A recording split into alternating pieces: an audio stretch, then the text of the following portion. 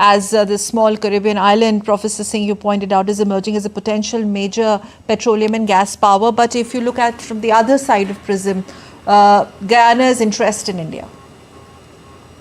Is that question to me? Yes, sir. Okay, definitely. India is, if nothing else, if I have to pinpoint one simple issue, is seen as, very rapidly growing economy. So with a 7 to 8% growth rates in India, there are going to be enormous transformations in all sectors, making India a very attractive partner across several sectors. Guyana, since you brought Guyana's question, I did mention India's exports to Guyana have been growing 25% year-on-year basis for 5 years, even if it is a small trade. But the growth rate shows the enthusiasm. Which talks a lot about Prime Minister Modi's vision that wherever and where all India has to reach and go and foster ties and consolidate those ties, and even that includes Guyana. Professor Singh, if you have heard points made, opening remarks made by Ambassador Rajashekhar, how do you look at this for the fact that we know that CARICOM's top leadership has already acknowledged the kind of important global role that India has played. I'm quoting them, important global actor. India is an important global actor coming from CARICOM's top leadership, and this was ahead of Prime Minister's visit there, sort of signifying the kind of importance that Guyana chooses to attach to Prime Minister Modi's visit. Thank you, Sakal, for placing this visit of Prime Minister to Guyana in the larger view of those countries about India and India's view about the world. Usually, in earlier decades, Latin America, South America were seen as the last frontier for India's foreign policy. But now with India's changing and growing stature and connectivity around the world, we have seen that part of the world also getting in regular interaction with India. So it's not just Prime Minister's visit standalone. There has been a constant transformation of how India has been dealing with these countries. Indian Foreign Minister has visited 8 of these countries in the last 3 years. And of course, Indian Prime Minister's visit is not just to Guyana, but as you mentioned, also engaging with CARICOM countries. It's a Caribbean community and common market of 20 countries in the region. Yes. Where India is trying to connect. But let me quickly say with Guyana, there are 4 things that make Guyana unique in terms of why India's engagement has to be starting from Guyana in this case. First of all, despite being a small population, about 40% of population is from Indian origin. Yes, yes. Including, of course, President Muhammad Irfan Ali, who has also been the alumni of India's International Technical and Economic Cooperation Program. He spent time in India. He knows India very well, was chief guest at our program for Pravasi Bharatiya last year. And of course, the latest push now has come from the recent discoveries of oil and gas in Guyana. You'll be surprised to know that because of those discoveries last year and last year, there was an economic boom and transformation in Guyana, about 62% economic growth according to IMF, which is unprecedented. No country has achieved that kind of growth, even if it is from a smaller size. And India, on the other hand, almost 88% of our oil is now imported crude oil. And in that sense, when we spend $132 billion last year on importing crude oil, that link can be very significant, I understand. So apart from connecting the region, apart from connecting us for our needs for importing oil, Indian population being there, the president being the one of Indian origin in that sense, there are multiple ways where I think Guyana becomes significant. But remember, this is part of India's outreach to Latin America in general. It's also interesting to note that I've pulled some numbers. Our research team has put some numbers. The CARICOM summit. Absolutely, Sakal. You saw in G20 summit also, there was an outreach with the regional leaders. And therefore, Indian Prime Minister was not just able to have bilaterals with about half a dozen or more leaders from the G20, but also meet some of the local regional leaders like President of Chile, which is in news because he's the youngest president.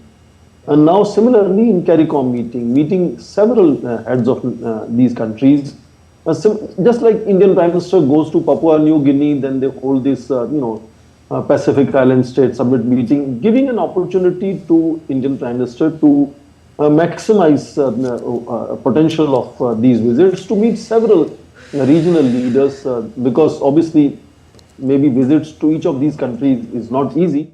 We are all saying after 1968 visit of Mrs. Indira Gandhi, this is the first visit of Indian Prime Minister to Guyana, despite 40% of them being of Indian origin, and sustaining that strong links of religion and culture with us.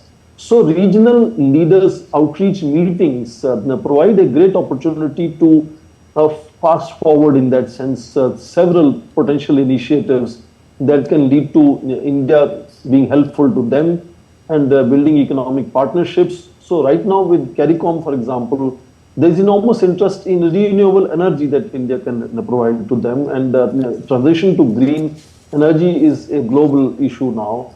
Healthcare is another important area where India is getting interested. Connectivity in terms of transport and communications, DPIs. So many of these small countries find, neighboring countries, Suriname again is great link, as Ambassador would tell you, with India from historical times. And that I think is important to understand, that these economic relationships are being built on the basis of India being perceived as a friendly country. Vishwamitra.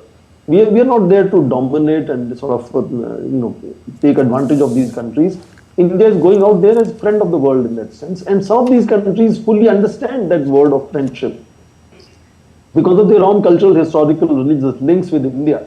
And when they are able to organize these regional meetings of this nature, like CARICOM is being organized now, this maximizes what can be achieved from the short visit of 2 days to Guyana, where there's a lot more is happening in bilateral relationship, but also opportunity to engage, connect, and build partnership with several regional leaders as well, which is where I think India's credentials as spokesperson or a voice for Global South also gets reinforced in that sense of India's constant engagement with them, India's effort to take their interests, take their perspectives, take their concerns to the other larger global forums like G20, for example. So India brings up these issues for them on those high tables. And what are going to be their interests in India? We spoke India as reiterated by Ambassador Rajashekhar, and they particularly look up to India under the leadership of Prime Minister Narendra Modi, the kind of unprecedented. Can we go to Professor Singh, please? Unprecedented welcome that was accorded to our Prime Minister. You have half of the cabinet there. You have the heads of the state there coming and receiving the Prime Minister, defying the protocol, I believe. But this is special because Prime Minister Modi of India has come to Guyana. Sakal, you started your program by mentioning the unusual welcome that Indian Prime Minister has received. Indeed, Indian Prime Minister has received highest civilian awards from several countries, including 3 countries from this region. So Prime Minister personally has been seen as a very welcome partner for these countries. Of course, India's growth rate also makes it very attractive in terms of economy doing much better. And therefore, economic partnerships, whether it is in sectors of agriculture, pharmaceuticals, India is a pharmacy of the world. So pharmaceutical is another great connection. During pandemic, many of them were thankful for India sending paracetamol and other medicines and later vaccines also. Now growing relationship in energy, whether it is renewable energy or it is gas and oil, traditional energy, information and communication technologies. I'm told about 40,000 jobs are created by Indian IT industries in Guyana. And of course, India has also line of control with Guyana, like in many other countries. India recently supplied HAL-228 aircraft to them. We have provided solar lights for about 30,000 plus indigenous homes there. So, on the ground, India is visible, and of course, Prime Minister himself is very visible around the world as he travels, and he builds very strong connections, which are supported by India's connections in several sectors across the field. And that, I think, is a kind of a new engagement of India. Indeed, let me say that several traditional countries of Asia who were engaged in this region like Japan or Indonesia or Vietnam, Thailand. India's trade in last 20 years has gone up with Latin America from just 1 billion to now $43 billion, going ahead of all of these traditional major countries that were engaged with Latin American countries. I mentioned Japan, Indonesia, Vietnam, Thailand, and so on. Except China is unusual. China has about $450 billion of trade with Latin America, but the transformation that has occurred in last 20 years, particularly in last 10 years, the way we engage these countries, is showcasing how that welcome becomes unusual, how that short visit becomes so fruitful in terms of also organizing CARICOM India summit meeting, which will open doors for several sectors for cooperation. For example, India is deeply very attractive to many of these countries. Right. India sector, renewable energy, so many things. Healthcare is another area. So I think it's an excitement about India engaging, and them engaging India is very interesting and welcome. So we will talk about these areas or fresher areas. Ambassador C. Rajashekhar, he in our Delhi studio. He is the former Indian ambassador to Cuba and former Director General ICCR. Thank you very much, sir, for joining us. Welcome. And also, I take this opportunity to welcome Professor Swarn Singh from School of International Studies, JNU. Thank you, Professor Singh, for joining us. And I'm going to start with Ambassador. For the benefit of our viewers, if you could just give us an overview of the contours of significance. What makes this visit of Prime Minister Modi special to Global South, Professor Singh, but also coming up as a bridge? I'm a little digressing, but it's pertinent to understand here India's role as the bridge of the global north and the south and south and south. Professor Singh, right? Indeed, that has been the unique or quintessential approach of India's foreign policy, and Ambassador would vouch me when I say India has been seen increasingly as a bridge builder, which is where India is trying to connect north and south, east and west. Not draw lines, but connect more and more countries together, and that is where as I started saying, this part of the region was seen as the last frontier of foreign policy. Now increasingly, Prime Minister of course goes there, gives a strategic direction, builds friendship and camaraderie at the apex level, but a lot of footwork that happens. For example, Foreign Minister Jaishankar, in last 3 years, look at his visits. In 2021, he was in Mexico. In 2022, he went to Argentina, Brazil, and Paraguay. Last year, he was in Panama, in Guyana, where Prime Minister is now, Colombia, and Dominican Republic. So, a lot of footwork happens before such apex level visits can appear to be so successful. And of course, Prime Minister, with his own style of hug diplomacy and personal diplomacy and so on, really maximizes opportunities whenever he gets a chance to meet world leaders, sometimes individually, sometimes collectively. So that is part of the new persona of India emerging as a global leader in that sense of global south, at least to begin with. But India would like to call itself friend of the world, not leader of the world in that sense. So you have heard lately also Prime Ministers and other leaders' speeches in India talking about Vishwamitra. That is the imagination of template of where we want to showcase India as friend of the world. And I think that language is becoming increasingly welcome, particularly in countries like Guyana and Suriname, which is where they want to look at India as someone who is coming from their, as I said, ancestral home, someone who looks like their family member, has an informal connection, memories, nostalgia, and so on.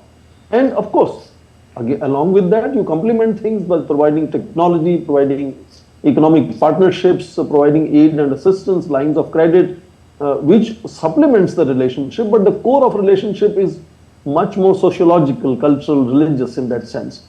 And that is what is showcasing that the kind of welcome, the kind of outcomes that happen from these so-called very fast-paced quick visits that Prime Minister makes when he's traveling abroad, is that there is enormous footwork, and Ambassador knows how our missions are constantly working before such an important visit takes place.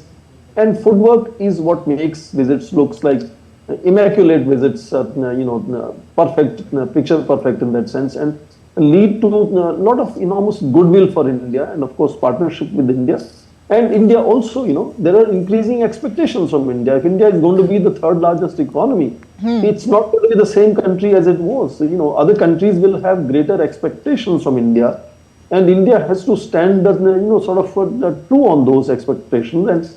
And that is what is seeing India trying to build as many partnerships in as many sectors with as many countries as possible. And that is why you see this single visit, you could end up seeing Indian Prime Minister having engaged with something like 40 to 45 countries in one visit. Absolutely. So I think that is the way India is trying to maximize outcomes from diplomacy, and personal engagements of both foreign minister and prime minister are really making contributions and making those outcomes possible. Maximizing the impact, you have 20 to 20. Year-on-year basis for 5 years, even if it is a small trade. But the growth rate shows the enthusiasm and attraction of what they want to, ensure that India supplies to them. India's exports to them are increasing, shows that they have interest in engaging India also. What Guyana sends to us is, of course, usually raw materials, relatively largely. In fact, India being the leader of cutting and polishing diamonds, Guyana sends us rough diamonds. It also sends us rough wood, which we improvise and turn it into various things like furniture.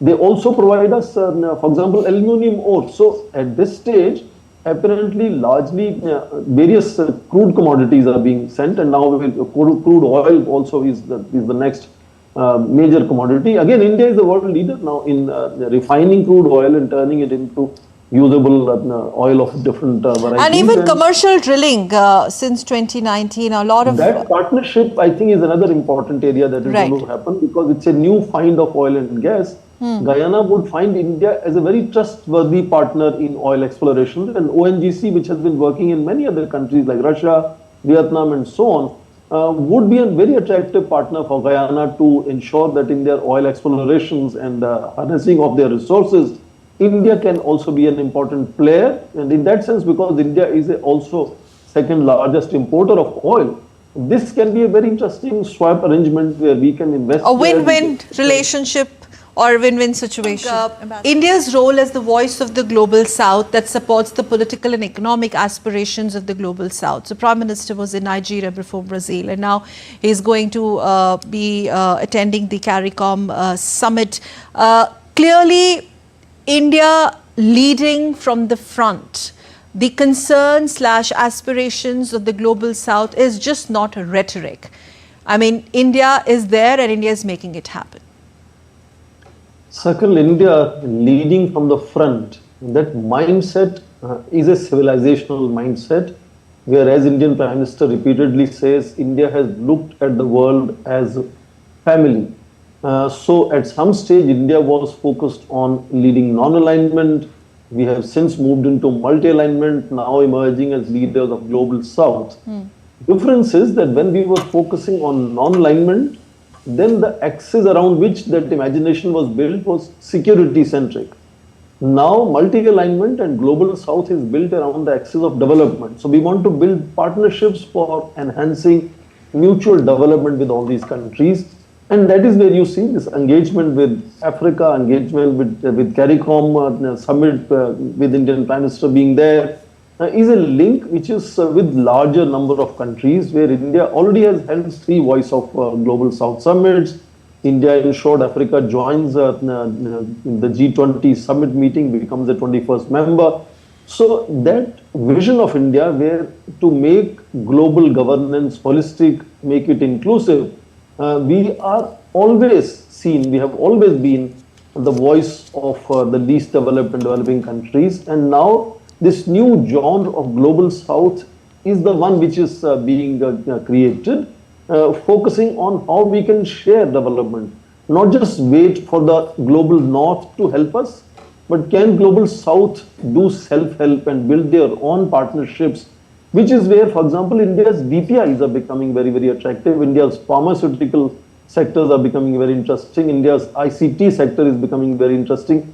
And that is building constant linkages with these countries. And Guyana, therefore, having hosted the CARICOM to make sure the Indian Prime Minister is there, the second summit meeting of India CARICOM countries takes place. These are 20 countries. with which India is exploring whole lot of different kinds of cooperation. Yes. In deep dive So in let's see the array of nations that come under the CARICOM. Their composition constitutes of 20. Question on Prime Minister addressing the Parliament there in Guyana. I think that also has a symbolism attached to it.